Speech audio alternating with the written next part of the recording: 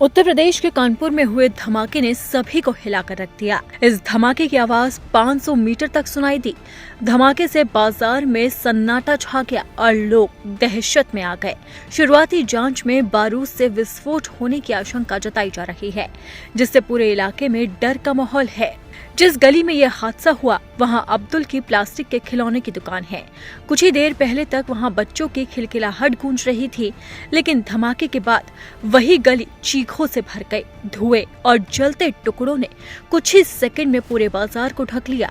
लोग अपनी जान बचाने के लिए दुकानों के अंदर छिप गए। कई महिलाएं बच्चों को गोद में लेकर भागती रही। अब सवाल उठता है कि आखिरकार ये धमाका कैसे हुआ, क्या है इस धमाके की वजह। फिलहाल पुलिस इस मामले की जांच कर रही है, लेकिन जो सीसीटीवी फुटेज सामने आया है उसने सभी को दंग कर दिया है।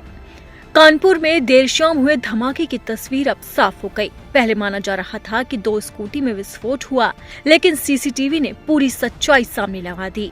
धमाका खिलौने की दुकान में हुआ।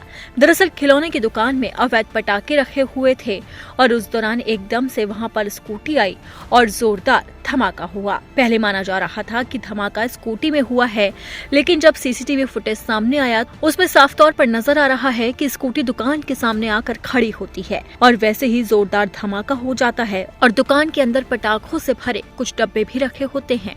वहीं इस धमाके को लेकर पुलिस कमिश्नर रघुवीर लाल ने बताया है कि धमाका इतना भयानक था कि आसपास की गली और बाजार में खरीदारी कर रहे लोग घायल हो गए। दुकान के सामने रखे बॉक्स में अचानक से विस्फोट हुआ और धमाके की तेज आवाज पूरे इलाके में गूंज गई। विस्फोट से 8 लोग घायल हुए हैं, जिन्हें अस्पताल में भर्ती कराया गया, जबकि कई लोग गंभीर रूप से भी घायल हुए। घटना के तुरंत बाद आसपास के दुकानदार और लोग डर के मारे इधर उधर भागने लगे।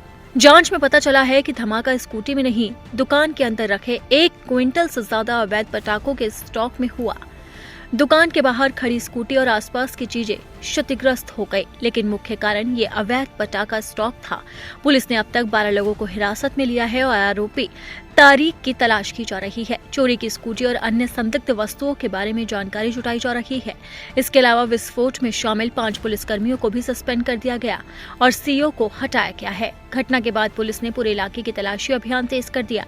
2 गोदाम सील कर दिए गए और 18 दुकानों की जांच की जा रही है। अधिकारी ये पता लगाने में जुटे हैं कि पटाखों का ये अवैध स्टॉक किनके पास था और ये कहां से आया था और ये कब से रखा हुआ था।